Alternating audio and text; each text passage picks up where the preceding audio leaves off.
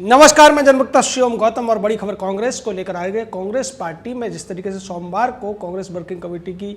बैठक हुई थी, उस दौरान 23 पत्र लिखने वाले नेताओं को तमाम गाली गलौज की गई थी, उनके ऊपर सवाल उठाए गए थे। अहमद पटेल ने उनको काफ़ी ज़्यादा हड़काया था। अब वो विवाद थमने का नाम नहीं ले रहा है और अब गुलाम नबी आज़ाद ने ऐसी बात कह दी है जिससे कांग्रेस अध्यक्षा, कार्यकारी अध्यक्षा सोनिया गांधी से लेकर राहुल गांधी, अहमद पटेल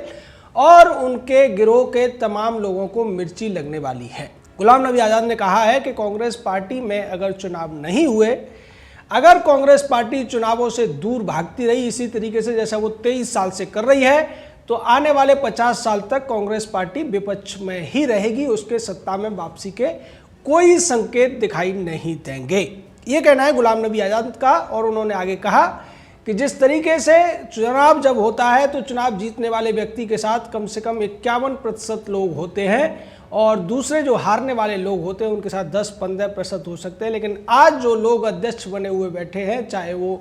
प्रदेश का अध्यक्ष हो, जिला का अध्यक्ष हो, ब्लॉक का अध्यक्ष हो या फिर राष्ट्रीय अध्यक्ष हो, उनके पास 1% भी समर्थन नहीं है। सीधे तौर पर ऐसा कहते हुए गुलाम नबी आज़ाद ने सोनिया गांधी को आईना दिखा दिया है, सोनिया को उसकी औकात दिखा दी है कि अगर चुनाव कराए जाए तो सोनिया के पास ये जरूरी नहीं कि 1% भी समर्थन हो, या फिर उन लोगों के पास जो कि आज प्रदेश अध्यक्ष या जिला अध्यक्ष या तमाम इसी तरीके के पदों पर बैठे हुए हैं। और इसीलिए गुलाम नबी आज़ाद ने आगे कहा कि इसीलिए ये लोग हमारा विरोध कर रहे हैं, क्योंकि हमने पत्र लिखकर इनकी असलियत बता दी है और इन्हें पता है कि अगर चुनाव हुए तो इनके पास चूंकि समर्थन नहीं है, इसलिए इनकी कुर्सी चली जाएगी, इनका पद चला जाएगा। हालांकि गुलाम नबी आज़ाद ने यह भी कहा कि गांधी परिवार से मेरे पारिवारिक संबंध है, लेकिन पत्र लिखने का मकसद था पार्टी को मजबूत करना और इसीलिए हमने मांग की थी कि जिला स्तर से लेकर ब्लॉक स्तर तक सभी पदों पर चुनाव होने चाहिए और चुनाव के द्वारा ही वहां पर पदाधिकारी को चुना जाना चाहिए।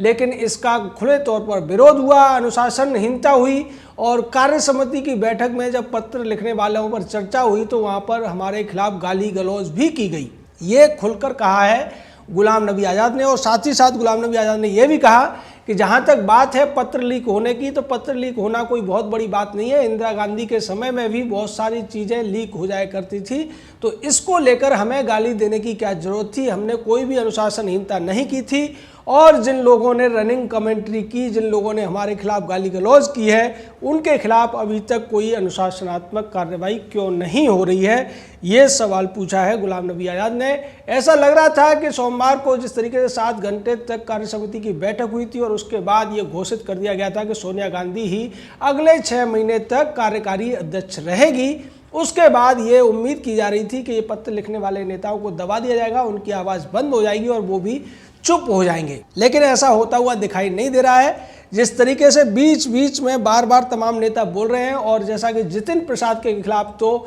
जिला जो कमेटी है कांग्रेस की, उसने प्रस्ताव भी पारित कर दिया है और इसको लेकर भी कपिल सिब्बल ने ट्वीट किया है और ये कहा है कि जिस तरीके से जितिन प्रसाद को आधिकारिक तौर पर निशाना बनाया जा रहा है वो गलत है। जितिन प्रसाद कांग्रेस वर्किंग कमेटी के सदस्य हैं और वो पत्र लिखने वालों में हस्ताक्षरकर्ता थे। इसको लेकर प्रदेश कांग्रेस की जो जिला स्तर की लखीमपुर की कमेटी है उसने प्रस्ताव पारित करके निंदा की है जितिन प्रसाद की। इसको कपिल सिब्बल ने कहा है कि जो ऊर्जा कांग्रेस ही अपने ही जो नेता हैं उनके खिलाफ लगा रहे हैं, अगर वो उसी ऊर्जा को भारतीय जनता पार्टी के खिलाफ लगाते तो शायद उनको कुछ हासिल भी होता। यानी ये जो विवाद है वो बढ़ता ही जा रहा है और ऐसा लग रहा है कि सोनिया गांधी ने इस विवाद को दबाने के लिए अहमद पटेल को जिस तरीके से गाली गलौज करवाई थी उससे ये नेता बौखलाए हुए हैं। और जैसा कि मुकुल वासनिक के बारे में महाराष्ट्र की तरफ से भी कहा गया, महाराष्ट्र के एक मंत्री ने कह दिया कि वो अगर आएंगे यहाँ पर तो पब्लिक उन्हें दौड़ाएगी, खुले तौर पर धमकी दी थी एक मंत्री ने महाराष्ट्र सरकार के मुकुल वासनिक को। उसी तरीके से तमाम प्रदेश कमेटियां भी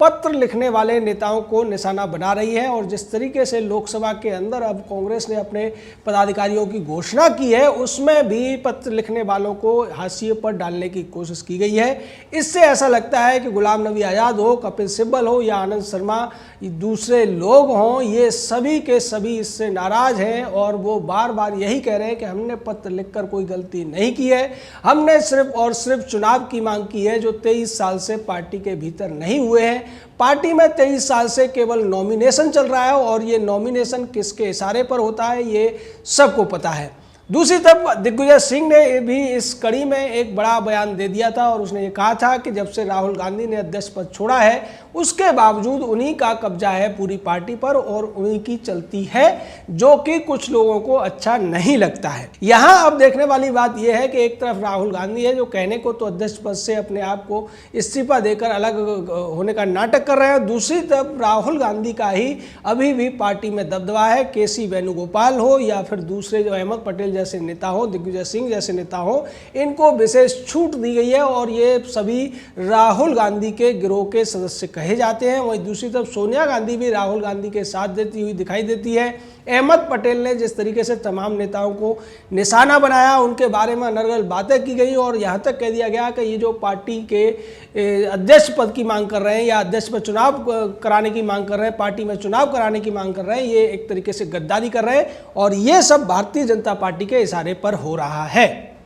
इसको लेकर गुलाम नबी आज़ाद ने कांग्रेस वर्किंग कमेटी की बैठक के दौरान ही कह दिया था कि अगर आप ये सिद्ध कर दें कि मैं ये सब भारतीय जनता पार्टी के इशारे पर कर रहा हूं तो मैं इस्तीफा देने को तैयार हूं। दूसरी तरफ कपिल सिब्बल ने भी एक ट्वीट किया था और उसमें राहुल गांधी द्वारा भारतीय जनता पार्टी का आरोप लगाए जाने पर तीखी प्रतिक्रिया दी थी, जिसके बाद में राहुल गांधी ने फोन करके कपिल सिब्बल को मना लिया और कपिल सिब्बल ने अपना ट्वीट डिलीट कर लिया था। लेकिन उसके बाद ऐसा लगता था कि शायद ये लोग चुप बैठ जाएंगे, पर चुप नहीं हो रहे ये लोग और इसकी वजह यही है कि इन लोगों को लगता है कि पार्टी में जिस तरीके से चमचागिरी करने वालों की मनमानी चल रही है और उसका खामियाजा पार्टी को भुगतना पड़ रहा है। आज कांग्रेस पार्टी से जुड़ने के लिए कोई भी युवा तैयार नहीं है, क्योंकि कांग्रेस की दुर्गति ऐसी है, कांग्रेस की रणनीतियां ऐसी है और कांग्रेस की जो चाल है या चरित्र है, चेहरा है, वो सभी के सभी बहुत ज़्यादा विकृत हो चुके हैं, जिसको सुधारने की कोशिश के लिए इन 23 लोगों ने पत्र लिखा था, जिसमें राज बब्बर से जैसे लोग भी शामिल थे और भूपेंद्र सिंह हुड्डा जैसे लोग भी शामिल थे, मुकुल वासनिक से लेकर आनंद शर्मा जैसे लोग शामिल थे, जितिन प्रसाद और मिलिंद देवड़ा जैसे लोग शामिल थे। वहीं दूसरी तरफ कपिल सिब्बल जैसे और गुलाम नबी आज़ाद जैसे बड़े नेता भी इसमें शामिल थे, जिनको हाशिए पर करने की कोशिश कांग्रेस के तमाम उन लोगों ने शुरू कर दी, जिन्हें ऐसा लगता था कि इन लोगों की मांग को अगर मांग लिया गया, पार्टी में अगर चुनाव हुए तो निश्चित तौर पर उनकी दुकानें बंद हो जाएंगी।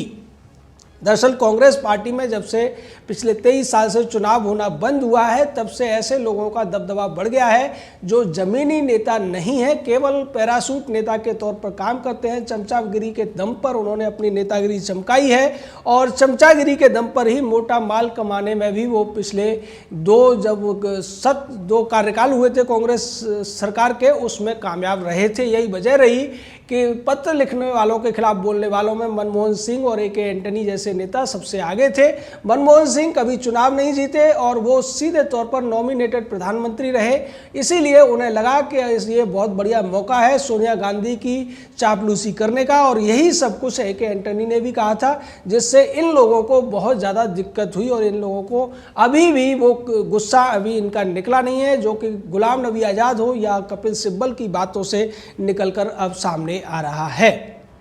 अब देखना दिलचस्प होगा कि कांग्रेस के अंदर जब खुले तौर पर दो फाड़ होते हुए नजर आ रहे हैं, क्या सोनिया गांधी, राहुल गांधी ये हिम्मत दिखा पाएंगे कि वो पार्टी के अंदर चुनाव कराएं। हालांकि जब वर्किंग कमेटी की बैठक हुई थी उसमें ये कहा गया था कि 1 महीने के अंदर चुनाव कराया जाएगा, लेकिन बाद में इसे 6 महीने कर दिया गया और बहाना लिया गया कोरोना का। और अब जब खुले तौर पर गुलाम नबी आज़ाद ने कह दिया है कि जो लोग अध्यक्ष के पद पर बैठे हुए हैं उनके पास 1% भी समर्थन नहीं है, तो क्या राहुल गांधी जो बार बार प्रधानमंत्री को चुनौती देते हैं, पूरे देश को चुनौती देते हैं और सेनाओं से लेकर हर एक बात पर वो अपने आप को चुनौती देते हुए दिखाई देते हैं, क्या अपनी ही पार्टी के अंदर से दी गई इस चुनौती को स्वीकार करेंगे? क्या राहुल गांधी दिखाएंगे कि जो लोग उनके द्वारा नॉमिनेटेड हैं, जो पार्टी के पदों पर बैठे हुए हैं, उनके पास 1% समर्थन नहीं है? ऐसा दावा करने वाले गुलाम नबी आज़ाद झूठ बोल रहे हैं। क्या राहुल गांधी ये सिद्ध कर पाएंगे कि जो आज पदों पर बैठे हैं वो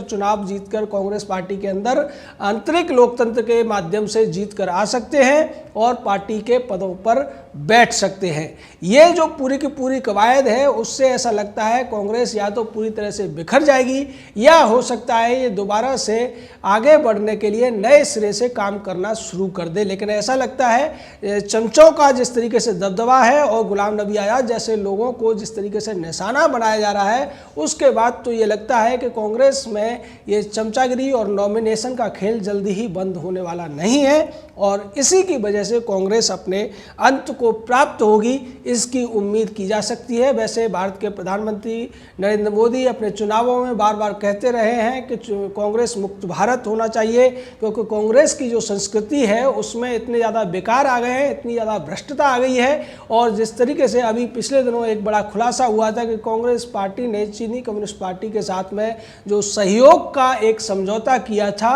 उसमें एक दूसरे को फायदा पहुंचाने की जो बात थी उसी को करते हुए राहुल गांधी बार बार दिखाई देते हैं। राहुल गांधी राष्ट्र हित की बात नहीं करते, राहुल गांधी देशभक्ति की बात नहीं करते, वो पार्टी भक्ति और चीन भक्ति की बात करते हैं। उनकी बातों से चीन और पाकिस्तान को फायदा पहुंचता है, जिसको कि कांग्रेस के अंदर भी कुछ लोग हैं जो पसंद नहीं करते हैं। और यही वजह है कि वो लोग अब खुलकर कांग्रेस के अंदर आंतरिक लोकतंत्र की मांग कर रहे हैं और कांग्रेस को एक गांधी नेहरू परिवार के चंगुल से छुड़ाने की भी बात करते हुए दिखाई दे रहे हैं परोक्ष रूप से। गुलाम नबी आज़ाद हो, आनंद शर्मा हो, कपिल सिब्बल हो, मुकुल वासनिक हो या दूसरे जो नेता जिन्होंने इस पत्र पर सिग्नेचर किए थे, वो सभी के सभी परोक्ष रूप से चाहते हैं कि कांग्रेस पार्टी को जो 23 साल से गांधी नेहरू परिवार के चंगुल में फंसी हुई है, शिकंजे में फंसी हुई है, उसको बाहर निकाला जाए और उसे एक राजनीतिक पार्टी के तौर पर काम के बल पर जनता के सामने पेश किया जाए। जय हिंद, जय भारत।